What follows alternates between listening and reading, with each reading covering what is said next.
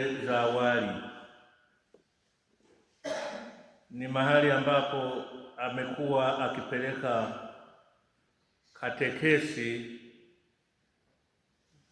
fundishi juu ya hawa watoto wadogo kwa kuwapatia elimu ya kimungu, ili basi katika elimu watakaoijenga ya ulimwengu iweze ikawa na msingi katika katekesi ya Mungu, na inatufikia hata sisi mpaka leo kwa njia ya maandiko matakatifu kama tulivyosoma somo letu kutoka kwa Ayubu aya ya 19, sura ya 19 aya 23 mpaka 27, na pia waraka kwa Wafilipi wa Mtume Paulo sura ya 3 20 mpaka 21, na hatimaye na Injili inayotujikita katika ufufuko, ushindi wa Kristo mwenyewe, na hasa sura ya 6 aya 37 mpaka ya 40. Ndugu zangu wapendwa, katika somo letu la kwanza, nabii Ayubu anatafakari juu ya kifo chake. Anaona kwamba mtetezi wake yu hai kwa kumtumainia Mungu. Ndugu zangu, hii ni hatua kubwa. Sijui wengi kama huwa tunatafakari juu ya kifo chetu. Hata ukiugua si rahisi kutafakari juu ya kifo na kumkabidhi Mwenyezi Mungu. Wakati wa hasa shughuli za mapadre, tunapoenda kuwatembelea wagonjwa ili tuwape faraja, mara nyingine wengine anaweza akawa mkireli au mtawa au mlei. Unapotamka na kumsogezea huduma ya mpako mtakatifu, unaona nageuka, anakuwa na mashaka. Yaani hakuna cha kusema ni mkireli, ni mtawa na maisha ya wakfu, ni mlei, kwa sababu anaona sasa hapa inaonekana siko sawasawa katika maisha yetu tu ya kila siku hapa. Na zamani walisema ni mpako wa mwisho. Hapo nadhani ilitisha zaidi. Kwa hiyo watu wasema mpako wa mwisho, mungojee, utafika wakati wake. Sasa nini? Sasa bado nini? Nabii Ayubu anatufundisha hilo, na yeye inaonekana tayari, pamoja na umri wake na hali ya afya yake, hata ngozi yake ilishakuwa imechanika kwa afya yake, lakini basi anatupatia katika hilo, tusije tukasema bado kama wakireli, mganga hajigangi bwana. Ni lazima tuweze tukafanya. Alafu na wengine akipata, alikuwa amekata tamaa, akipata nafuu, basi kila kichomi kikizidi anaita mniletee mpako. Anafikiri sasa ndio mwarobaini, kumbe hapana, ni kutuletea faraja katika mateso yetu, mahangaiko yetu ya magonjwa yetu, kwa yeyote yule, ndugu na jamaa pia. Basi tupate kuwa sasa Mwenyezi Mungu yuko katika hali yangu nilipo. Mtume Paulo, kama tulivyosikia waraka kwa Wafilipi, anatufundisha kuwa Kristo ni mwili wake wa unyonge upate kufanana na mwili wake, yaani Kristo mwenyewe, yaani mwili wa utukufu wa Kristo mfufuka. Kila amtazamaye mwana na kumwamini yeye atakuwa na uzima wa milele, nami nitamfufua siku ya mwisho. Msingi wa utendaji huo wa Mungu ni Yesu Kristo, mwana wa Mungu aliye hai. Ndugu zangu wapendwa, Adamu wa kwanza alituletea taabu na mahangaiko kutokana na kuasi kwake, kumwasi Mungu aliyemuumba. Na hivi tunaye Adamu wa kwanza, ndiye aliyetupeleka dhambini. Tuna Eva wa kwanza, ndiye aliyetupeleka dhambini. Tuna Adamu wa pili, ndiyo Kristo mwenyewe anakuja kuyafanya yote yale yaliyoharibika mikononi mwa Adamu wa kwanza. Na Eva wa pili ndiye mama yetu Bikira Maria aliyekubali mpango wa Mwenyezi Mungu na akasema, nitendewe kama ulivyonena. Ndugu zangu, wote wawili, Adamu na Eva, Hawa wa kwanza, wote wawili wanatupatia dosari na kuhukumiwa adhabu ya kifo. Hivyo sote tulifanyika chukizo kwa Mungu kwa kurithi dhambi ya asili. Ndugu zangu, kumbe utii na unyenyekevu wa Kristo hadi kifo juu ya msalaba vilizaa upatanisho na amani kati yetu, ili neema itawale hata uzima wa milele, kama tulivyosikia pia katika kusoma wasifu wa Sista Nathanaela. Kwa njia ya Kristo Yesu tunawezeshwa kumjua Baba aliye msamehevu na mwingi wa huruma. Kwa vyovyote maisha ya hapa duniani, hapa tulipo, si rahisi, yaani yana migogoro mingi na machungu mengi, tena machungu tele. Tunahangaishwa na majaribu, tunahangaishwa na masumbufu yasiyoisha. Mara nyingine karibu tunajikatia tamaa. Ndugu zangu, Yesu Kristo yuko karibu nasi, yuko karibu kutusaidia kushinda majaribu, kwani yeye aliyejaribiwa kupita binadamu awaye yeyote yule akashinda.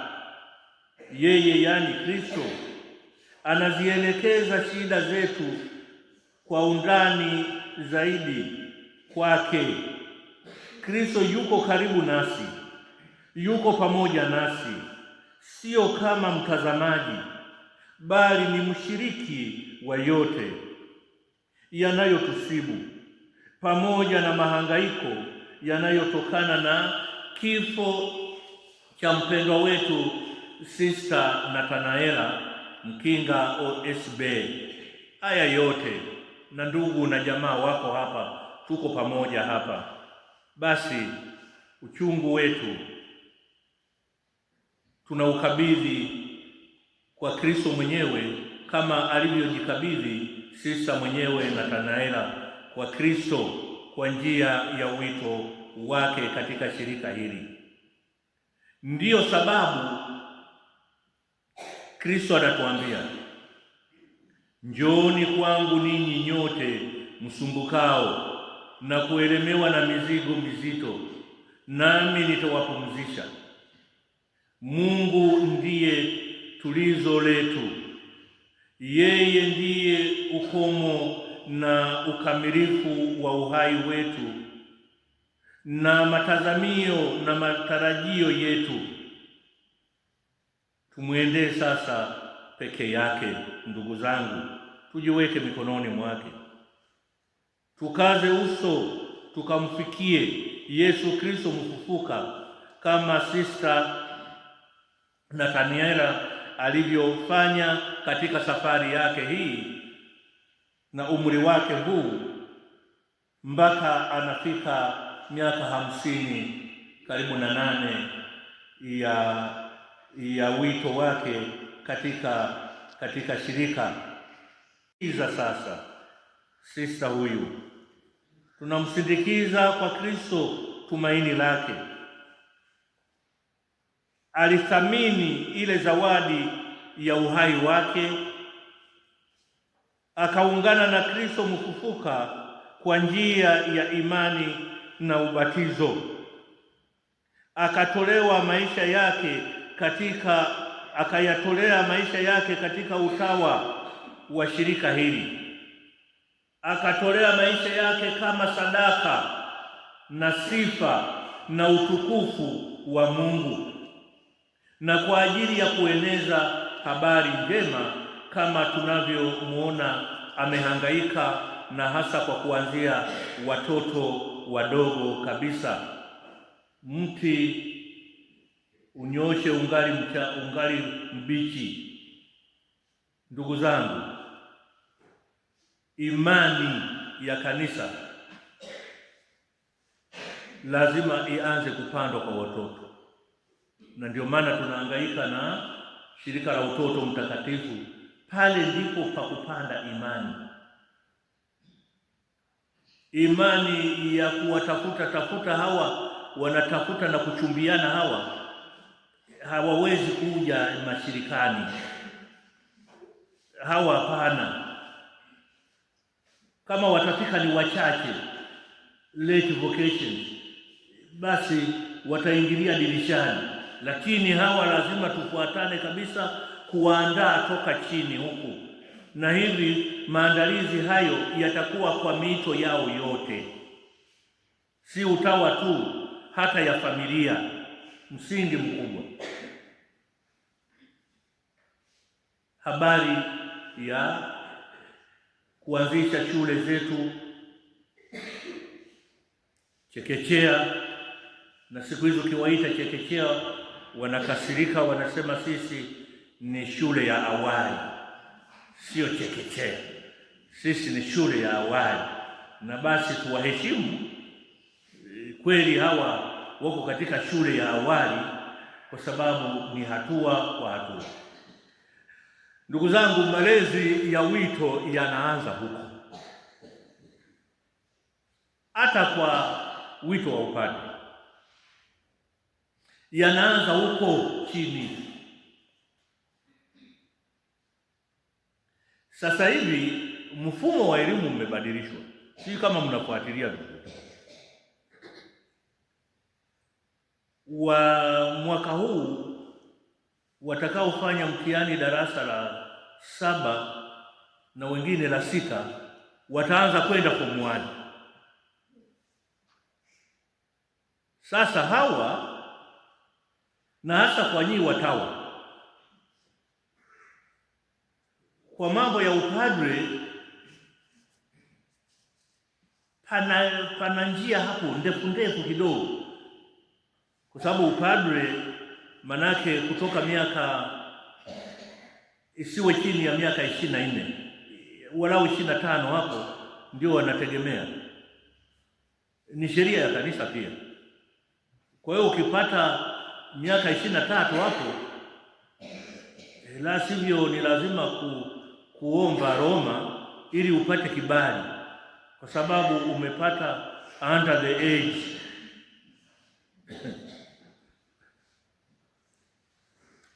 Sasa hawa ni hapo wana njia nyingi, na huko nyuma ilikuwa sasa wameweka wengi, wameweka na pre-form 1 sasa zimefutwa, zilikuwa zinachelewesha kidogo. Halafu kabla hajaanza philosophy propedeutic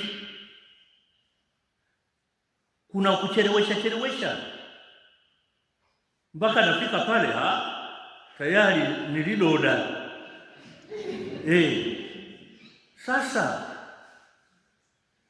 hii mwendo kasi huu, darasa la 6 akaanza form 1, ninadhani kwa watawa na wenye maisha ya wakfu lazima kukaa chonjo, mutapata under the age hao.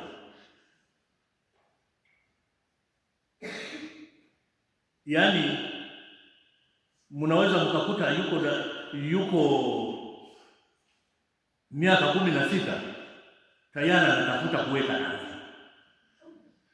Si mwendo kasi hapo. Kwa hiyo lazima pia kimalezi tujipange. Tujipange wote, hata understanding yao, yani kuelewa kwao hakutakuwa kule. Yani siku hizi ukienda katika vyuo vikuu kana pita kabindi unakaona hivi haka kanatafuta nini eneo hili, kako chuo kikuu. Na mambo ya teknolojia na sayansi kako juu kweli, kwa sababu kana umri mdogo, ni umri wa kujifunza, kanaenda kwa kasi kabisa. Sasa sisi katika maisha yetu, katika formation, katika malezi, hawa ambao Sister Nathaniela alikazana nao, ni lazima kuhakikisha kabisa tunatengeneza pia mfumo vizuri hata wa watawa. Wasije kusema tu nimemaliza hapa tayari, mtashangaa kabisa. Kwa hiyo lazima tuutengeneze tena, wanapoweka mfumo wa elimu ambao tena unaharakisha, lazima utayarishe pia mfumo wa elimu ya kanisa ambapo hawa watakuja na kukomazwa zaidi katika kufikia hapo. Wenzetu kama Wajesuiti hawa ni tofauti. Hawa walishaanza zamani toka nani yao. Huwezi ukapata upadre una miaka 30, lazima uelekee huko, kuelekea 35 40 huko mtakutana. Si wako tuliokuwa classmate tumetofautiana miaka 10. Wewe katika jimbo unapata upadre, huyu jamaa miaka 10 ijayo ndiye anaanza kupata upadre. Watazungusha huko mpaka wakiisha kichwa chako kimekaa sawa, ndipo mwanze kurudi kuzungumza huko. Lakini unafanya kazi huko kabisa, ni kazi ya kumtambua Mungu na kujikomaza zaidi, ili uwakomaze zaidi wengine. Na hivi kwa kweli hii ni message kwetu pia, tuweze tukaangalia, kwa sababu hatari yake, au sio hatari sana, changamoto ni kwamba hawa wakija wakipata mlezi asiyewajua, mnaweza baadaye unaona amewatoa wote, amebaki yeye tu. Sasa utaendelea na nani? Yaani hawa ndio wenyewe. Sasa lazima kuweka kabisa vigingi vyote, hiki na hiki, mnakomazana ndani humo, si lazima wafike wapi nani, watatuhangaisha, hata ulimwengu unahangaika. Kwa hiyo lazima tujiweke vizuri, tukae vizuri kabisa. Halafu mwingine akishaona mbona mwingine walipungua au walitoka wote, anakuja anaruhusu wote, sijui wanaingia na madirishani, na baadaye uelewe sasa hawa ni watawa, ni kijiwe, ni seminari, ni kitu gani? Hapa sasa hivi ni kutengeneza utaratibu mzuri wa kimalezi, ili kusudi hawa wanapofikia ni wadogo, lakini waingizwe vizuri katika mfumo ule wa mafundisho ya kanisa, wapate mafundisho fundishi ya kanisa na mashirika yetu, hasa na karama zetu waweze kuzishika. Kuna faida kubwa kabisa hawa wakija na kukaa vizuri, basi tunaenda vizuri. Kwa hiyo changamoto tunayoiona hapa ya sista huyu ambaye alishughulikia hawa, na sasa hivi mfumo wa elimu unawekwa vinginevyo, haitawezekana. Na hivi basi utakaa pale na ukabaki peke yako, ama ukaingiza wote, wataingia hata bundi. Tunataka waingie kweli wale ambao tunataka waje waweze wakatoa pato kweli. Bundi mwache azunguke mahala pake. Na ndio maana tunaposali sala ile tunaomba kabisa kwa seminari, wakati fulani ikiingia, iko nadhani ukurasa 82 chuo kidogo cha sala waliojiingiza hapa yaani watoke waliojiingiza. Na sali mimi mwenyewe nijiingiza ama sijajiingiza, kwa hiyo walikuwa wanapunguza sauti pale. Ndugu zangu, tusali, tumuombe Mwenyezi Mungu ili kusudi mama yetu huyu ambaye tunamsindikiza na makuu yote aliyojiweka vizuri katika kuandaa kizazi toka chekechea, toka hawa shule za awali, tuwawekee mafundisho vizuri. Unajua, wanafalsafa wanasema mtoto bado tabula rasa, yaani akili yake pale ni kama karatasi jeupe ambalo halijawekwa chochote. Sasa cha kuweka pale, weka kitu cha maana. Ukiweka kitu kibovu kinabaki hicho hicho. Kwa hiyo sisi hapo alikuwa anahusika na wale kuweka neno la Mungu, kuweka mafundisho yake pale, katekesi. Na sisi tujitahidi, kwa sababu ulimwengu unaweka kila kitu, tena unamwaga vituko. Na ndio maana hata wanaambiwa sasa, filamu hizi mnapoangalia hizi za watoto zikae hivi, ili kusudi maisha yetu yawende vizuri. Ndugu zangu, na akadumu katika majitoleo yake hadi mwisho wa maisha yake, na sasa anashiriki ule ujirani na Mungu juu ya mlima wa Bwana. Ndugu zangu, sadaka hii ya misa takatifu ni zawadi kwake Sista Nathaniela.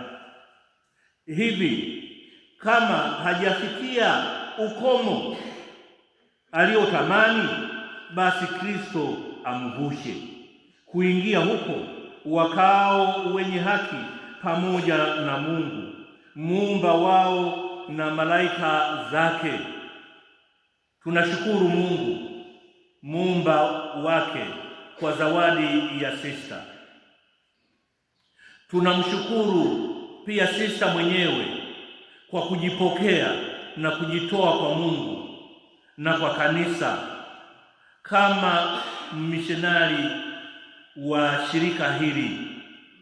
Mwenyezi Mungu amjalie tunzo analostahili kwa maisha na utume wake